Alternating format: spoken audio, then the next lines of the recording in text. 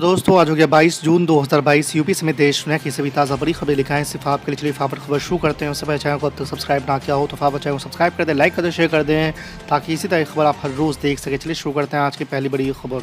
NDA ने राष्ट्रपति पद के लिए द्रौपदी मुर्मू के नाम का ऐलान कर दिया है। द्रौपदी के नाम के ऐलान के साथ ही राष्ट्रपति के चुनाव में एनडीए का रास्ता काफ़ी आसान हो गया है। असल में बीजेडी ने पहले ही संकेत दिए थे कि अगर राष्ट्रपति के रूप में मुर्मू का नाम आता है तो वो विरोध नहीं करेगी। इसके अलावा भाजपा की ओर से आदिवासी और महिला कार्ड एक साथ चला गया है। ऐसे में भाजपा को उम्मीद होगी कि कुछ न्यूट्रल दल भी उसका समर्थन कर सकते हैं। अग्निपथ योजना की लॉन्चिंग के बाद से ही देश भर में विरोध प्रदर्शन होने लगे। दूसरी तरफ सरकार ने भर्ती के लिए नोटिफिकेशन भी जारी कर दिया। अग्निपथ के बारे में स्थिति की जानकारी देने के लिए तीनों सेना प्रमुखों ने मंगलवार को प्रधानमंत्री नरेंद्र मोदी से उनके आवास पर मुलाकात की। आपको बता दें कि रक्षा मंत्रालय ने दूसरी बार प्रेस कॉन्फ्रेंस करके अग्निपथ योजना के महत्वपूर्ण बिंदुओं के बारे में भी बताया था। महाराष्ट्र में शिवसेना के बागी नेता एकनाथ शिंदे को मनाने की कोशिशें नाकाम होती नजर आ रही है। गुजरात के सूरत स्थित होटल में उनसे मिलने पहुंचे उद्धव ठाकरे के दूत को शिंदे ने दो टूक जवाब दे दिया है। उन्होंने स्पष्ट कर दिया है कि हिंदुत्व को छोड़ने वाली शिवसेना में अब उनकी वापसी संभव नहीं है। आपको बता दें कि एकनाथ शिंदे के बगावती रुख अपनाने के बाद से ही महाराष्ट्र में महाविकास अघाड़ी गठबंधन की सरकार संकट में आ गई है। राष्ट्रपति पद के लिए विपक्ष ने सर्वसम्मति से पूर्व केंद्रीय मंत्री यशवंत सिन्हा के नाम पर मोहर लगा दी है। अब तेलंगाना राष्ट्र समिति ने भी सिन्हा पर हामी भर दी है। आपको बता दें कि जुलाई में होने वाले राष्ट्रपति चुनाव के लिए मंगलवार को विपक्षी दलों की बैठक हुई थी, जिसमें 19 दलों ने यशवंत सिन्हा के नाम पर हामी भरी।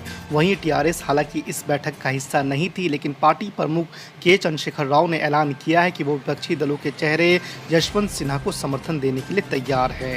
आप सरकार के कामों को रोकने के लिए झूठी शिकायतें दर्ज करा रही है भाजपा। मनीष सिसोदिया ने एलजी को लिखा पत्र। जी आपको बता दें कि दिल्ली के उप मुख्यमंत्री मनीष सिसोदिया ने भारतीय जनता पार्टी पर राजधानी दिल्ली में सत्तारूढ़ आम आदमी पार्टी द्वारा किए जा रहे कार्यों को रोकने के लिए झूठी शिकायतें दर्ज कराने का मंगलवार को आरोप लगाया है। आपको बता दें कि मनीष सिसोदिया ने कहा है कि हम पूरी तरह से ईमानदार सरकार है और हम किसी जांच से नहीं डरते हैं। रामपुर में लोकसभा सीट पर हो रहे उपचुनाव में प्रचार के अंतिम दिवस सीएम योगी आदित्यनाथ ने बिलासपुर और पटवाई में जनसभाएं की। भाजपा प्रत्याशी घनश्याम सिंह लोधी के समर्थन में आयोजित जनसभाओं में मुख्यमंत्री ने विपक्ष पर खूब तीर चलाए। उन्होंने कहा कि पहले सत्ता गुंडों के हाथ में थी, अब उत्तर प्रदेश से गुंडागर्दी का सफाया हुआ है। जो लोग उस वक्त कहते थे कि बच्चे हैं, बच्चों से गलती हो जाती है, वो लोग भी आज यूपी में बहन बेटियों की इज्जत करते हैं। मंगलवार को आजम खान ने उनके खिलाफ शराब की दुकान लूटने जैसे मुकदमों को लेकर केंद्र सरकार पर निशाना साधा। आजम खान ने कहा है कि उनके खिलाफ लूट और चोरी जैसे मुकदमे दर्ज कराए गए। ऐसे मुकदमे वापस लेकर गृह मंत्री और वजीर आला मुल्क से माफ़ी मांगे और यह सियासी मियार तय करे। साथ ही सवाल दागा कि ये किस बात का इंतकाम लिया गया। नेता प्रतिपक्ष तेजस्वी यादव के नेतृत्व में महागठबंधन का राजभवन मार्च बुधवार को होगा। सुबह 9 बजे युवाओं को नौकरी और अग्निपथ योजना की वापसी की मांग को लेकर महागठबंधन के सभी विधायक और विधान पार्षद विधानसभा से चलकर राजभवन तक पैदल मार्च करेंगे।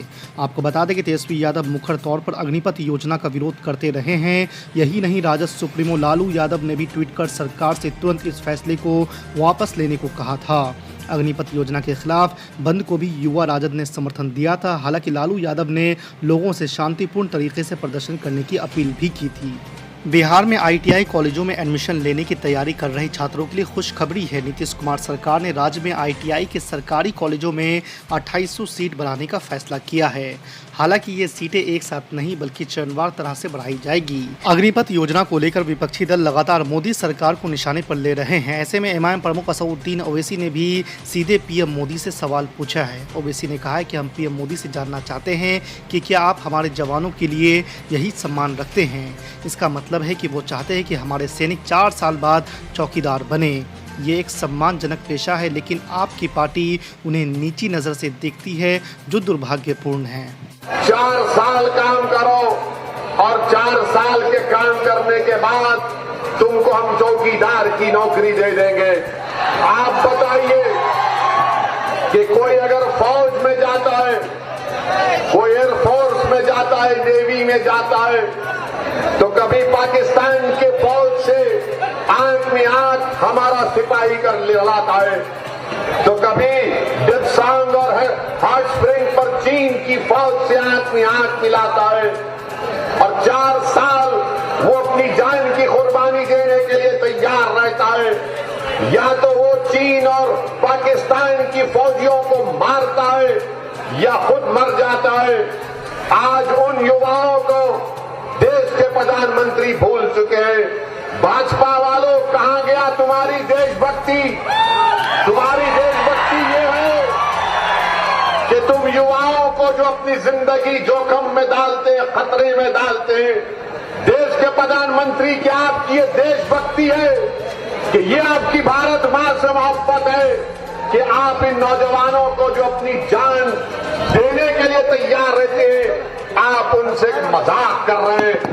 देश के प्रधानमंत्री को ये अग्निपथ की, अग्निवीर की पॉलिसी को वापस लेना पड़ेगा। भारत का युवा खामोश नहीं बैठेगा। प्रधानमंत्री याद रख लो, अब आप दिल फरेब झूठे वादे नहीं कर सकते।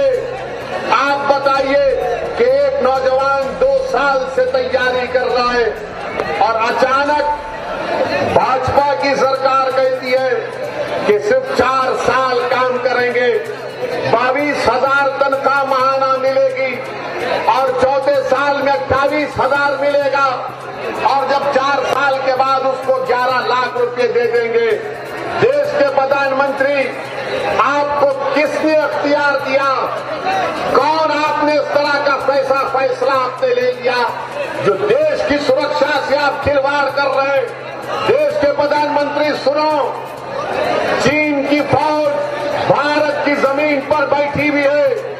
पाकिस्तान से आतंकवादी आज भी हमारे देश में आते हैं।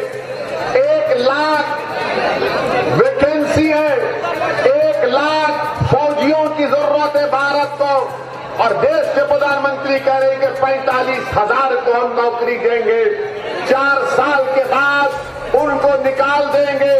25% को दोबारा फौज में लिया जाएगा। उस फौजी को न डियरनेस अलाउंस मिलेगा, न ग्रेजुएटी मिलेगा, न मेडिकल इंश्योरेंस मिलेगा। देश के प्रधानमंत्री, आप इन युवाओं को जो चीन और पाकिस्तान की फौज से आंख में आंख मिला रहे, क्या आप इस तरह से इनका बर्ताव करेंगे? क्या इनकी कुर्बानी को आप रायगा जाने देंगे? मैं भारत के युवाओं से अपील कर रहा हूं कि तुमको असदुद्दीन ओवैसी से मोहब्बत नहीं होगी, मगर मुझे देश से मोहब्बत है, मुझे देश की सुरक्षा से मोहब्बत है।